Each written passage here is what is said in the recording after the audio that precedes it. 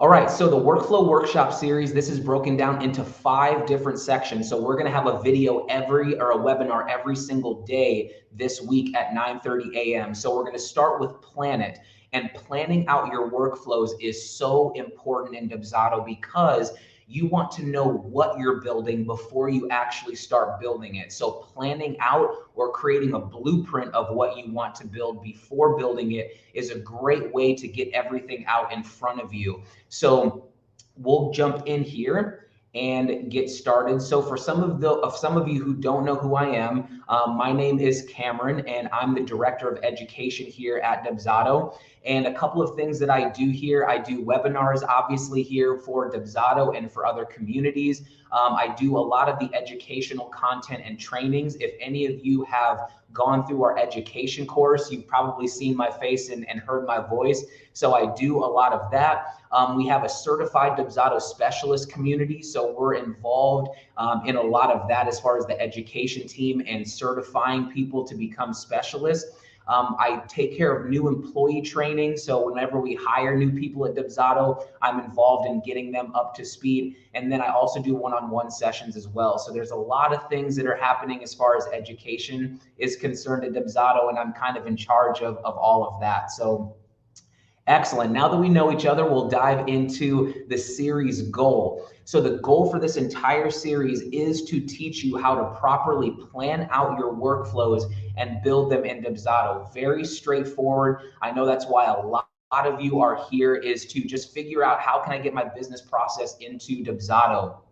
And one thing that I really want to hit home, and I'll probably say it a lot over this week, is the goal of this is for education and inspiration, not imitation or intimidation. I don't want you to think that I'm here to say this is exactly how you need to set up your workflow, and if you don't do it like this, you're wrong. Or I don't want you to think that what I show you during this week is exactly how you need to set up your workflow. As we'll talk about in a second, your workflow can look completely different than your neighbor's. So it's not imitation or intimidation. I just want to show you and teach you how to set it up and inspire you to go in and get everything set up inside of your account. So just keep that in mind as we're going through things this week.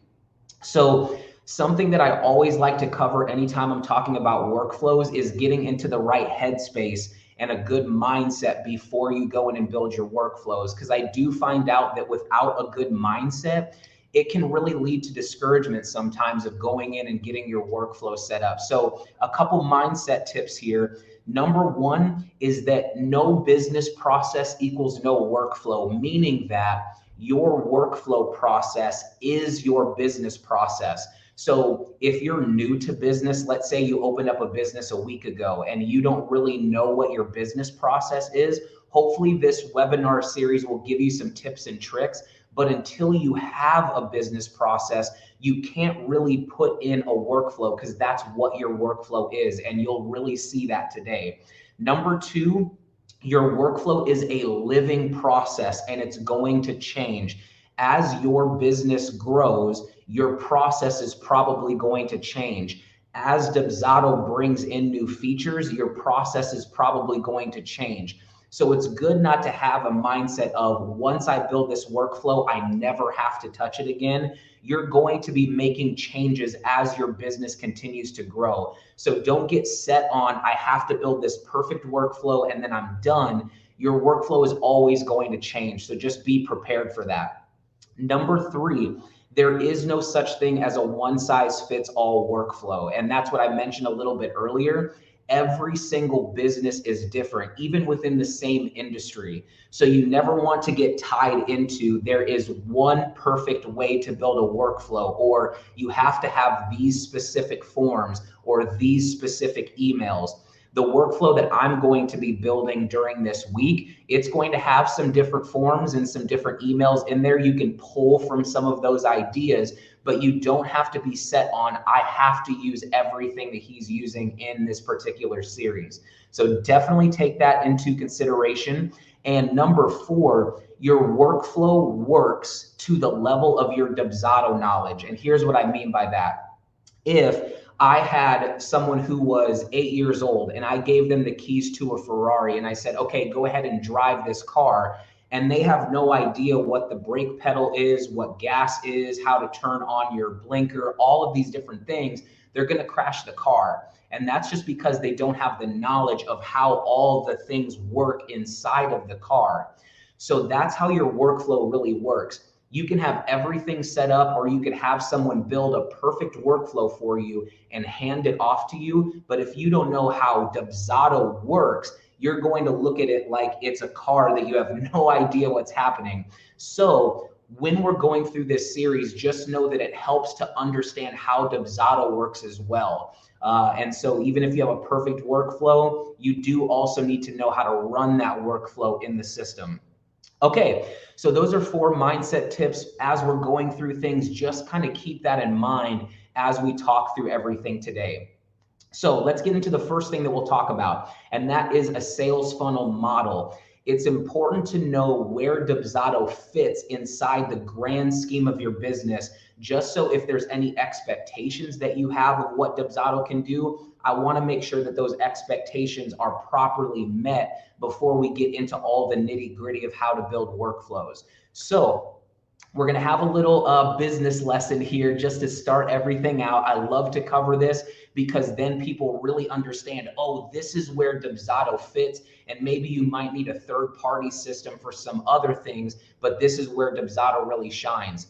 So this is a sales funnel model. This is how pretty much any business runs. It doesn't matter what industry you're in. It doesn't matter what business you have. Usually this is how every single business model functions in some form or fashion. Maybe the words are a little bit different, but the concepts are all the same. So when you are putting your business out there, you start a new business, you're trying to get attention towards your business, that's going to be that top level awareness and traffic. You're casting your net out there to get as many eyes on your business as possible. I want to do marketing on Instagram and Facebook, and I have stuff up on LinkedIn and all of these different things. You're trying to get traffic towards your business. Once you cast your net out there, you will have people who are interested in your product. You have maybe a sales campaign running and someone says, oh, I really want to find out more about what it is that you're offering, whether it's a product, service, anything like that. Once they're interested, then there's a decision and action point where they say, okay, I'm interested in it. I figured out exactly what they offer. I want to make action on this, and I actually want to purchase this product or this service. From there, they become a booked client. So they purchase that product or that service, and they become a booked client, and you provide that service. Something that's good to know about this as well is that usually the numbers go down as it gets smaller. So you could run a sales campaign that goes out to 200,000 people, but maybe 20,000 people will actually be interested. So it is going to probably go down a little bit. And then out of those 20,000, maybe 5,000 actually buy. So it's always going to kind of go down and get smaller in that way. But the reason that this is important is because Dubsado actually handles the interest portion all the way through providing the service. We don't have anything in Dubsado that is for email marketing and newsletters and sending out sales campaigns and things like that. That's usually more directed towards Flowdesk or MailChimp, running Instagram ads or Facebook ads. The awareness and traffic level is kind of outside of where Dubsado is at. But the moment that someone is interested in working with you, so they show direct interest, that's where Dubsado comes in all the way through providing the service, okay?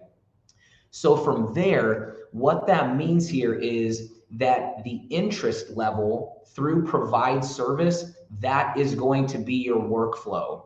So when we're talking about the sales funnel model and all of that, the reason it's important is because when you're thinking about creating your workflows in Dubsado, you always want to start off with, once someone is interested in working with me, what happens from that point? Okay, so now that we know that, let's talk about project creation in Dubsado, okay? And this is going to be where people kind of come into Dubsado, and understanding how projects work is very, very important. So Projects in Dubsado are how you communicate further with an interested lead, meaning that if someone says, hey, I'd love to work with you, a project is going to be how you communicate with them moving forward after they're interested. So you can think about projects as folders for your client. A lot of people have questions on, well, I don't want a project to get created until they're actually booked with me, or how does a project really come into play if I'm more of a client-based business? But projects are really where you're going to hold everything for that client. So for example, and this is a way that you can kind of see how this works, let's say that you have a client named Jack, and Jack has 3 different projects. One, let's say that he did a 6-month coaching session in 2020, and then also did a 6-month coaching session in 2021 and 2022. All 3 of those, because he did 3 different sessions, can all be broken down into separate projects in Dubsado. So one client can have multiple projects in the system. Another example here is, let's say Kate wants to do an anniversary shoot. So she's going in and she wants to set up a shoot for her anniversary, and then also for a wedding, and then also for a family photo shoot. So all 3 of those things can all be separate projects underneath Kate. So that's how you can think about projects and breaking them down here. A question that we get a lot is, why do I always need a project in Dubsado? And the reason why is because from the interest point all the way through to providing the service, you want to have something that holds all of the communication that you're doing through all of those 4 different stages. And this is on the projects page in Dubsado. And I'm actually going to jump into the projects page here so that you can kind of see what I'm referring to here. So in Dubsado, on the projects page, this is kind of like your home base in Dubsado. It's going to be where you manage all of the people that you're working with. So as you can see here, I have all of these different projects set up underneath the job section. Now, in the system, the projects page is broken down basically into 2 major sections here, and this is very, very important. The projects page is broken down between leads and jobs. Leads are going to be projects that have not booked with you yet, and jobs are going to be projects that have booked with you. So for example, if I click over into the lead section over here, these should all be people who have not booked with me yet. They haven't signed a contract or paid an invoice.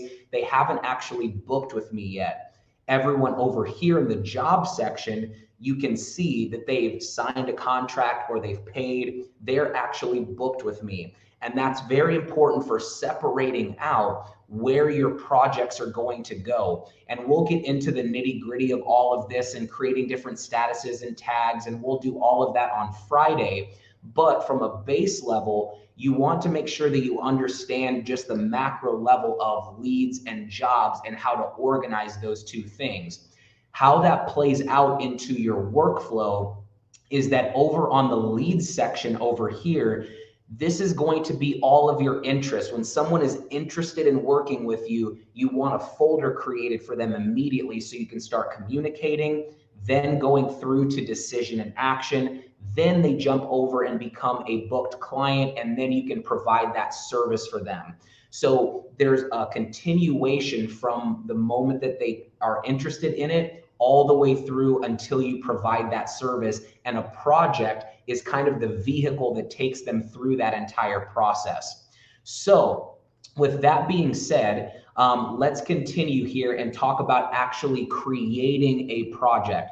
So we know that when someone is interested in working with us, we want to get them set up with a project so that we can start, maybe sending them emails, send them a scheduler, send them a questionnaire for them to fill out. We want to be able to start working with them at that point. So there are 4 ways to create projects in Dubsado, and that is the lead capture form, Zapier, a public proposal, or just doing it manually. So that's really the only ways that you can create a project in the system. The two that we're going to talk about in this series is a lead capture form and a public proposal. We won't really get into Zapier because that's a whole nother monster in itself. So we won't talk about Zapier and bringing people in from that perspective, or we won't talk about it manually either, because the goal is not to do things manually in the system. We want to be able to do this from an automated perspective. So we're really going to dial into a lead capture form and public proposal as how you can create those new projects. If we go to, we'll click back over here, and we're going to dive into those forms here and talk about them. So when I click on templates and go to forms in the system here, this is going to be where we can find those two forms. So the lead capture form is going to be over here on the right-hand side. And to me, this is one of the most important forms in the system because it's actually what brings people in. So when I click on this form here, we'll kind of talk about this briefly. A lead capture form is designed to be able to be put onto your website or shared on social media, or maybe you want to text it to somebody and someone fills out this form and it creates a new project in the system. So this is going to be like your basic contact form that you can put on your website. Somebody fills it out, and what happens is it will create a new project in Dubsado every time this gets filled out. So because it starts at the interest level, you want this anywhere where someone is interested in working with you. So you can ask your basic contact information, all of those good things there. And how you can share this with someone is by clicking on the little share button up here in the top right-hand corner. And by clicking share, you're able to either grab this iframe code, or you can grab this direct link here and you can share it on your LinkedIn, or if you want to put it as your bio on Instagram, or wherever you want that link to be. Once they open this up, it's going to give them the ability to fill this form out, and then they'll be put into Dubsado as a new project, which is very important because that way you can start communicating with them. With a public proposal, let's jump over to that form here. A public proposal is designed to do the same thing, where it will bring them into Dubsado, but a proposal is designed for them to make a purchase up front. And we're actually going to talk about that here in a little bit. But with a proposal, you can put all of your packages and things on this form. And I'll kind of scroll through here so we can talk about the packages. You can put packages or different things that you're offering on this form. They can make the purchase and they can fill this form out, and it will all go into Dubsado, and this can be embedded on your website or it can be shared publicly. So these two things are required in order to get someone into Dubsado. Beyond Zapier, beyond creating it manually, you either want a public proposal or a lead capture, because those are the only two forms that we have that create those new projects. So hopefully that makes sense as far as getting people into the system. It all revolves around those two forms there. So not only do these forms create new projects and get everything started, but you can also start workflows from these forms. And that is very important, because if you're thinking about your process here, and we talked about interest and going through those different levels, let's say someone fills out a lead capture form. That's going to be the beginning of the process. And then you want your workflow to start going through all of those levels. So a lead capture form and a public proposal, those can actually start workflows. So let's talk about that now. So we're going to go back to that lead capture form. We'll just jump back there really quick and we'll open this up. So from this form, there's two different ways that you can start a workflow. So let's say I have this on my website, somebody fills it out, a project gets created, and then the workflow starts running. The first way is if you click on the settings tab up here at the top of the lead capture form, there's an option right here called default workflow.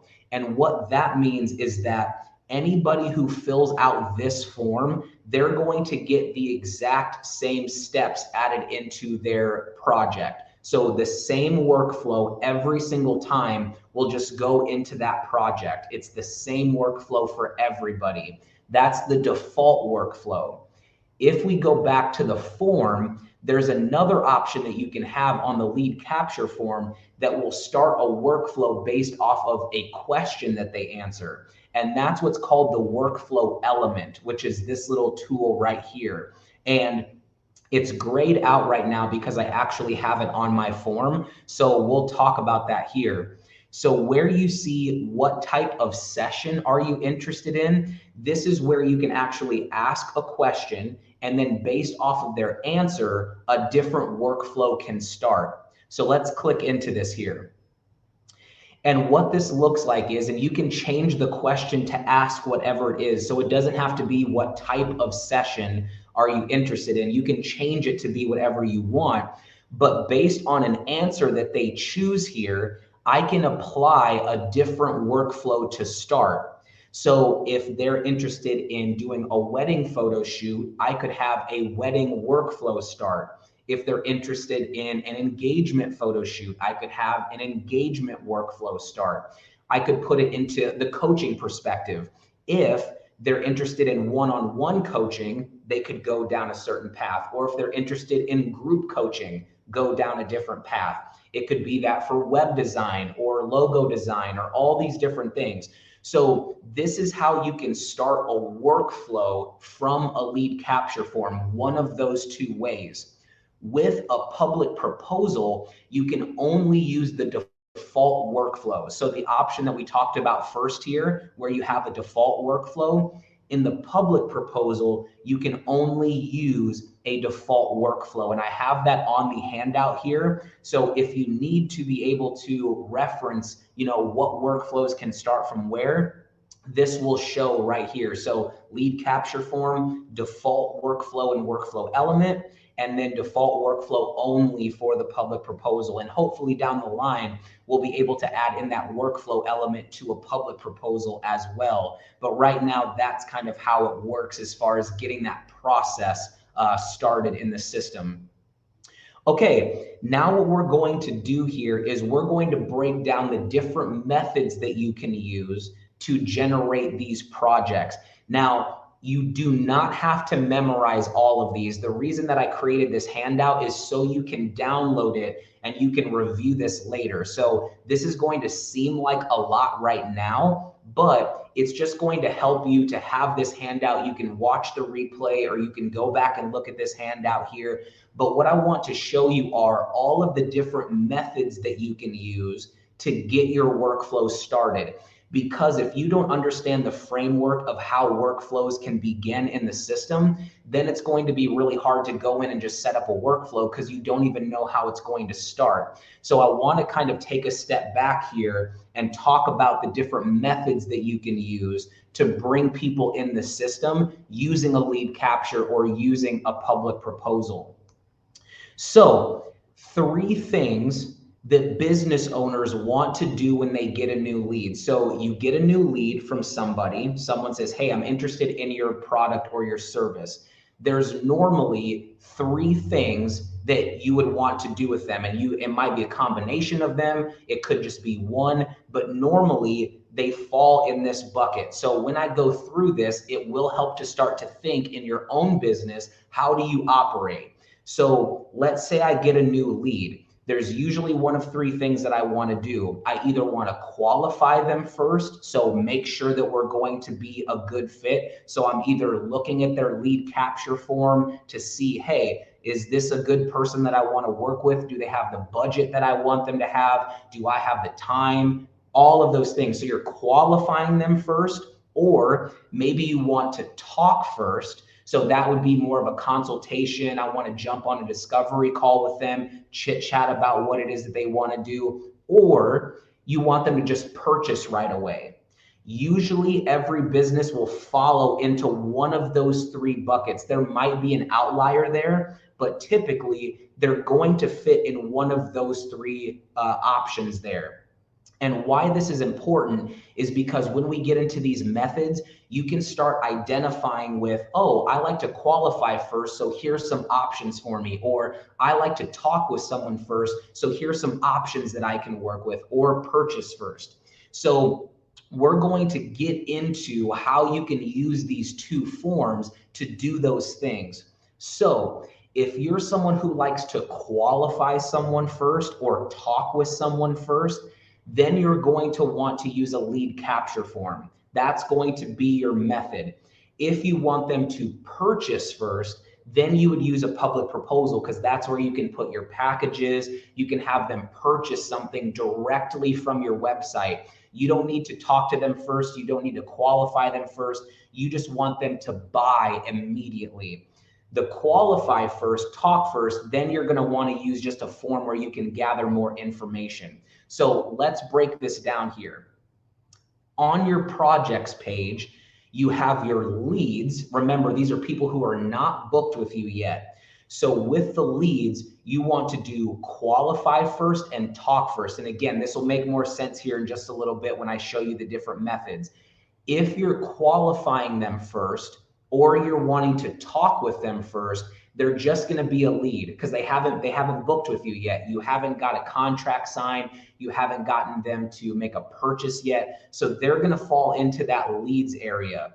Everywhere on my projects page, we'll just jump back there really quick. Everyone in this section over here has not booked with me. So I might be talking with them for a little bit. Maybe I need to show them pricing. They still have not booked with me. But if they're going to do purchase first, they're going to use a public proposal where they can buy things directly from that form.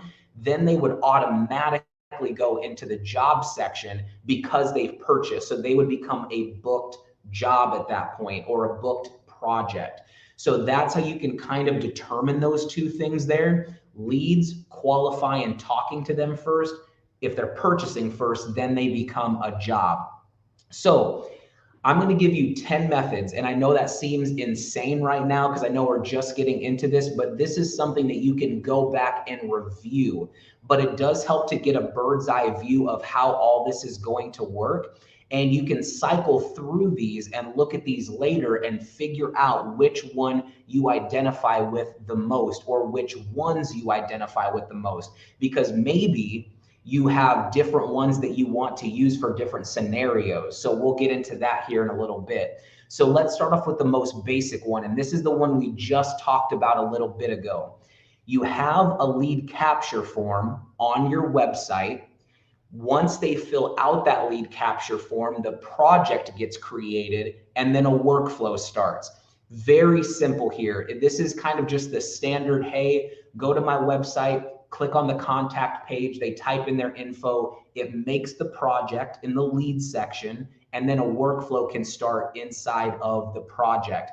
Now, over here on the left-hand side, you'll see that I have outside of Dubsado and inside.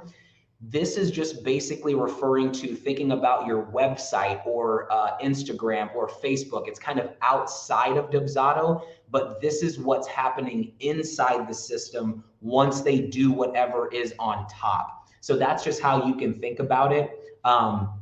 But this is option one, lead capture form, project created, workflow started.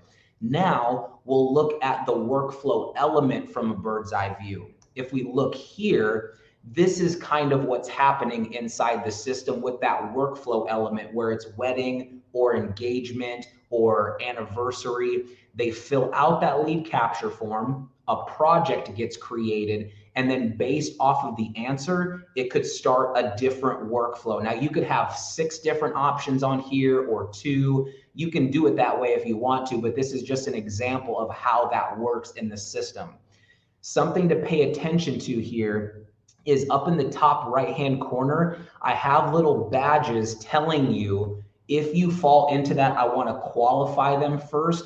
This is the method that you can use. So if you feel like you fit into that category, you can look through some of these qualify first options and decide which one works for you. Okay, so that's option 2.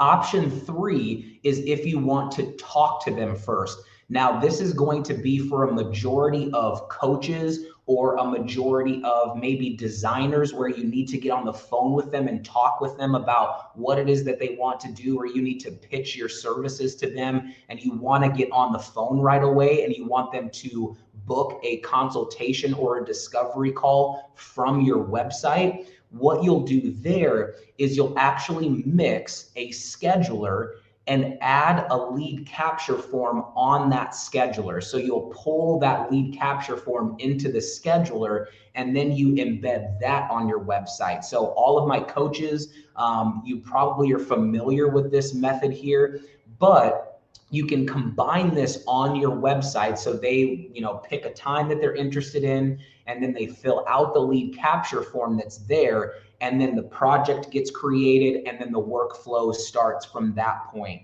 Now, this method here, you'll notice I'm still using a lead capture form. That is the whole key to this.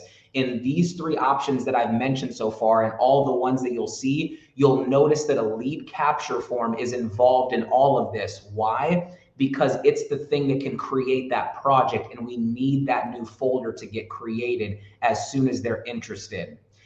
The next one is kind of just a little riff off of that. So you can kind of see some similarities here. It's just scheduler, lead capture form, the project gets created, and then you're just using that workflow element. Now, what would be a good example of how you would use this? Let's say that you have a scheduler on your website and you offer a 30-minute consultation. So you have that, they fill out the lead capture form, and then on that form, they can pick one-on-one coaching or group coaching, or maybe you have a mastermind that you're doing. And so when they book that 30-minute session and they fill out the form, depending on what they're interested in, a new workflow could start. So that's just kind of a real world example of how that would work. But this gives you another option to have them book a call on your website. Something that I will say here, because it is important to know, is that let's say we're using this method here. You could have just the lead capture form on your website and then send out a scheduler inside of your workflow. That's more where you don't want your availability where everyone can see it. You want them just to fill out a form. If they're a good fit, then I'll actually send out my availability. That's where the qualified first comes in, because you want to make sure that they're a good fit before you send out your scheduler. This option is where you have your availability on your website. You're okay with getting as many people booked as possible and everyone can see your availability. So that's kind of the difference there between those two different methods. Okay, number 5, moving right along here. Now, let's throw an invoice into the mix here, because some people have paid consultations that they do. They don't do free discovery calls, they do paid consultations. So with the scheduler, in the advanced tab, there's a way where you can add an invoice with the scheduler, meaning that they have to pay for that session in order to book it. So this method, you're adding in a little bit of a different flavor here, where you have a scheduler, same idea. You have the lead capture form, but you also want them to make a payment as well for that discovery call. Once they do that, then that's kind of fulfilling that whole process there. Something that's important, if you fall into this method here, the project, again, as you'll see, is always getting created after the lead capture form part. So as soon as they fill out the lead capture form, that's what's creating the project, and that's what's starting the workflow. Not based off of them making the payment, the lead capture form is what's creating that. So let me just throw this out there. We'll get more into this with workflows when we get into those later this week. In this section here, underneath workflow started, a little hint in this scenario is because the workflow starts once they fill out the lead capture form, you want your first action in that workflow to only be after they make a payment. So you could have, send this form after they pay their invoice in full, because you want to wait for them to make that payment. We'll get into that later, but that's just a way that you can think about it. That lead capture form is always creating that project first. This is more of a talk first and purchase first combo. This is also another common use for mini sessions. So if you are a photographer, this is really what a lot of photographers will do for mini sessions. Just scheduler, lead capture, and then have them pay for that mini session right there. So this is a really common kind of scenario for anyone who does mini sessions. Okay, the next one, really simple. So we had default workflow, and then we can branch out and do a workflow element. So this is just another spin-off of it. So it's not too much more elaborate than that. You can just add in that workflow element if you want to. So not too much extra there.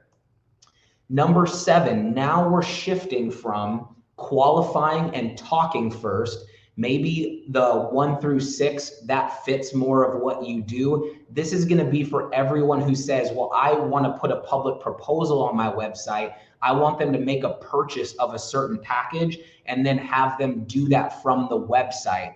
What you can do there is you could have just a simple public proposal, and then the project gets created, and then the workflow starts. So this is kind of like the lead capture almost. But in this instance, it's where you might have, here's 3 of my different packages for you to choose from. You can select those, and then it will create the project, and then the workflow will start.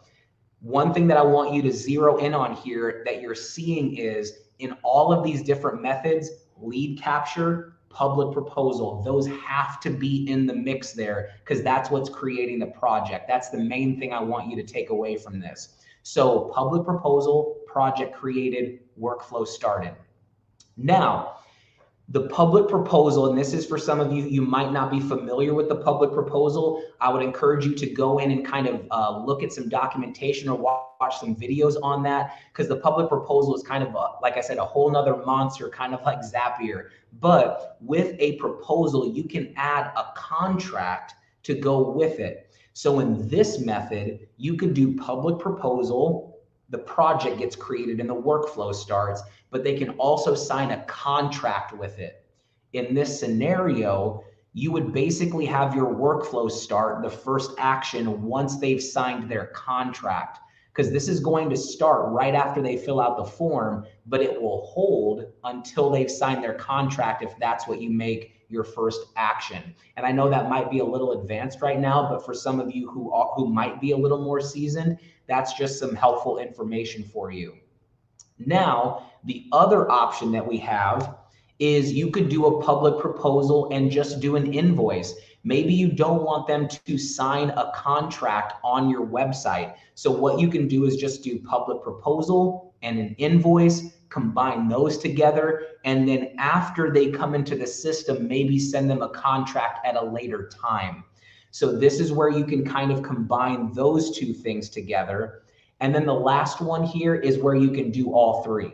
So you can do public proposal, contract, and invoice. I know that's a very popular thing that people do in the system. You could combine all 3 of those things on your website, and then everything can happen after that. So those are kind of the 10 methods that you can use. Now, like I said, you don't have to memorize all of these different things. What you can really do here is look at your process, figure out, are you qualify first, talk first, or purchase first? Just start there. Once you understand those things, you can come back to this handout and look through some of the options that we have. So my main goal with this is basically to give you all of the different ingredients that we have, and you kind of come up with the dish that best fits what it is that you do for your business. Because there's not really a way for me to come on here and say, you have to do it this way. I want to show you all the different methods, and then you can kind of pick and choose which one fits the best for what it is that you're trying to do there. All right, just a couple more things here, and then we'll open it up for Q&A. So identifying entry points, this is crucial for your workflows. It's understanding where your workflows are going to start from. So let's say that you just have a lead capture form on your website. you want to know where that lead capture form needs to go so that when someone visits your website, they can get rolling here. So an entry point, that's what we call it here at Dubsado, but an entry point is anywhere outside of Dubsado where a new lead can inquire about your service or purchase your products or services.